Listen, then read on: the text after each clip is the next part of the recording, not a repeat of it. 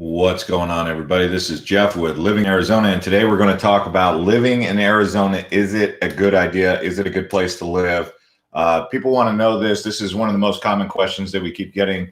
I just spilled some water on my shirt, so I apologize about that. Hopefully you guys aren't too distracted. I would probably be a little bit distracted by that, though.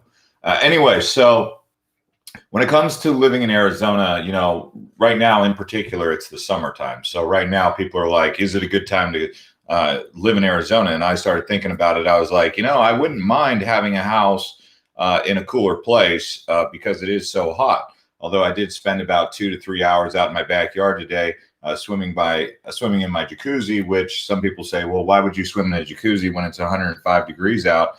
And I would say, well, because I don't turn it up to 100 degrees. I turn it to like 90 degrees. So I just warm it up just enough, but it's still a nice area to swim in. And if I take out my umbrella, it makes it tolerable. And if I want to drink something like, say, a Bud Light Michelada or a Chelada, this is not a paid sponsored review or anything, but these are really good. Someone did say that the Modelo's are really good also. By the way, if you guys have a favorite mixed drink or a favorite drink that you like to drink on 4th of July, happy 4th of July, by the way, let us know in the comments and I'll try to shout out your favorite drink. But these are what I went with. I only got 2, so this is my second one, and I decided to go live. But anyway, so that's a big thing, is the heat, dealing with the heat. And right now I just have this incredible urge to go up north and keep going up north and keep going to places like the Mogollon Rim, keep going to Payson, keep going to Strawberry, Sedona. Everyone loves Sedona, right? Flagstaff. So if you get a chance to get a cabin up there at some point, once you get settled here, then look to buy and build a cabin up north. That's usually the route to go. If you haven't already seen my other video on homesteading in Arizona, you may want to take a look at that. I also did make a video on my other channel called Urban J Reviews about how to cool down your garage. So when you're in your garage, you might want to use that as a man cave or a entertainment space. Like right now is a great time. And what I did was I put insulation, but if you haven't already seen that video, I just posted it right there in the super chat. And you guys can check that out. I'll also post a link after the video is done. Now, a couple other things that make Arizona quite interesting for people, and we've talked about this a couple times, is encountering the creatures that live here. Right now, if there was one thing that I have way too much of in my backyard, it's crickets. At night, my backyard just turns into a big cricket symphony. I mean, I'm serious. Like I lift up something, I'll see like little crickets, big crickets, like 20, 30 crickets. Crickets are harmless. I mean, I guess it's good, because I could have something worse back there, like, I don't know, scorpions or something. But I also have some mice. I do see some mice, and I think I've even seen a pack rat here recently. So those are not something that I want to see in my backyard. But again, that's once you have those kind of things, then you get what? Snakes. So, the critters, just people don't really care for the critters. I've also seen some black widows. People are like, well, what's a black widow? A black widow is a black spider with a little red dot on the bottom. And you'll know it's a black widow web because they'll spin like a spiral. Okay, but they are poisonous. So the other one is a brown recluse. People are also kind of concerned recently about killer bees because they say, I heard that the most dangerous thing in Arizona is killer bees. Well, I see bees all the time. And yes, Africanized killer bees are here, but I don't have a problem with bees. Although if you see a big bee colony and they're just like crowding around something, you shouldn't get too close to that or swat it or piss off the bees, because that's the problem with the bees, is they attack in a swarm. So just be aware of that. Another thing that people are kind of concerned about is the coyote, the bobcat, and maybe even other reptiles like a Gila monster. They're about this big. You'll see them. They're kind of cool looking, but don't touch them, because once they grab onto you, they don't let go. Thanks to everyone who crushed up the likes, by the way.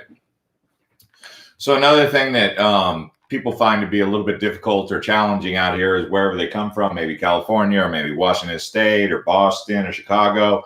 They're like, what's up with the garden? Well, the garden out here, we don't typically do grass. People do grow grass out here, but we use like decorative rock. So you'll have decorative rock and then you'll have cactus. And that's basically the way they do it. And they'll put in some palm trees in between. Well, in my backyard, I didn't go that route. So it requires me to use a little bit more water. But when you do decide to go with a more lush vegetation, you will do something called flooding your yard, kind of, so to speak, where you have to turn on the hose very slowly and let it trickle for about 2 hours. And what that does is it lets the water get all the way down into the roots. If you turn it on too high, it doesn't really work, because then it floods the area too fast. And then, so you turn it on really slow and you just kind of let it saturate into the soil, and then you let it go bone dry for about a week, and then you water it again. And so you can do a botanical garden in Arizona. It's just, those are some of the things to keep in mind about that. Now, when it comes to finding work, people are always like, well, what's up with the work industry? Can I find a decent job? Sometimes people end up getting a job working for Uber. They work for Circle K, but they're like, that's not going to cut it. I need something more important. Then they try to get a job at, say, Intel or IBM or Google or something like that. And they do have little satellite campuses here, but we are growing and we have been a technology hub. Some people have really good technology jobs here. Other people like to work in the restaurant and bar industry, which is really not a good industry to work in right now due to the circumstance, which people are also asking about. Like, they hear like, hey, is Arizona dangerous and this and that for, COVID-19. I try not to say that because Google will put a thing on my video if I say the word. But it's just, you gotta be aware of that kind of stuff. And it exists, but I think for the most part, people are wearing masks and they're still living their life. I mean, that's basically what I'm saying. I'm not trying to downplay it. I don't want to be that guy who downplays it, but I also don't want to be the guy who makes you so scared that you don't want to do anything because you're like frightened. Anyway, so thanks to the 18 people who crushed up the likes, by the way. Chuck Miller says, seen jaguars are in southern Arizona. Look up mountain ranges around southern Arizona. The only cats that I've ever seen in the wild out here are bobcats. Those are the most common cats. They do say that there is like a Mexican fox. There's like a mountain lion. We also have bears. We don't have grizzly bears. We just have black bears. The black bears are not really too dangerous. They're more. They're actually. You'll have like I don't know, like a black bear mama and her 2 cubs. They'll come into your campsite. And they'll kind of look around, but you'll just be like, oh, wow. You'll have your phone out. Don't get too close to them. Seriously. I mean, I'm not trying to say pet them or anything. They're still wild animals. But, when you're camping out in Arizona, you'll probably see black bears. But they're not like grizzlies, okay? Janet Levy says javelinas. Yeah, javelinas are like a wild pig. They're called a peccary. They're like a wild pig. They're like a wild boar. They're gray. They have like salt and pepper kind of hair.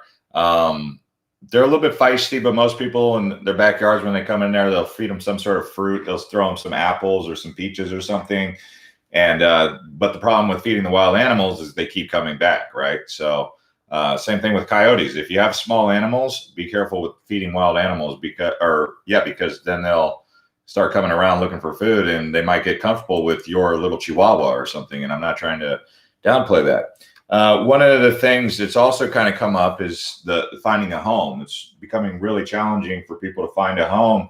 And we have our preferred, I have people that I recommend in the description. You'll see some of the referral links that I have to people who I recommend you can call, reach out to if you have any questions about pre-qualifying for a home or going around and looking for homes, because some of you guys are like, tell me about Goodyear. Like, Goodyear is becoming a really popular place for a lot of people from out of state.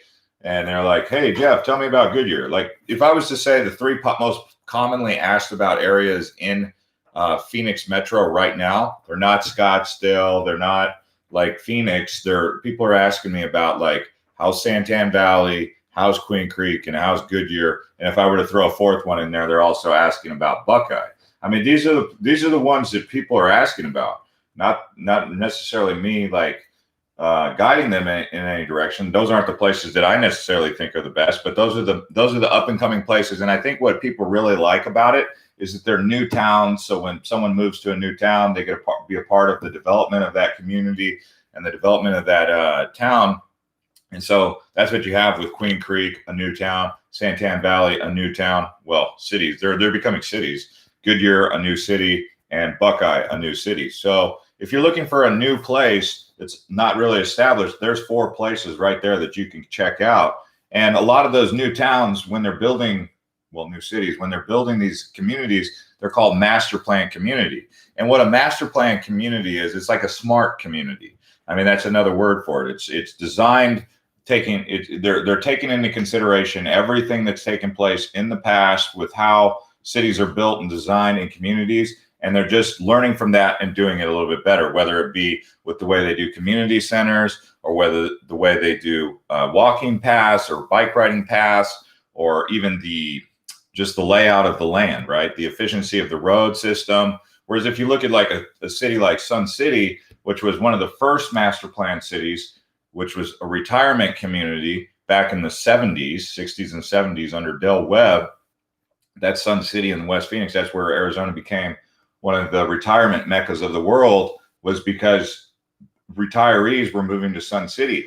But if you look at how Sun City's laid out, it's laid out like a circle. It's like a circle maze kind of, but it was designed as like intelligently designed. And so these master plan communities, when you go to a place like, say, Eastmark in Mesa or Cadence, you're getting like communities that are designed for family friendly, for efficiency, for lifestyle quality. Whereas some of the older towns, older cities, is interesting because like a place in Tempe, for example, you'll pay $400,000 for a home built in the 70s. And then you'll go out to Eastmark and you'll find the homes are brand new for $320,000. And you're like, why would I move to Tempe and pay $420,000 when I could get a bigger house, brand new design, part with a community center for $320,000 in a place like Eastmark?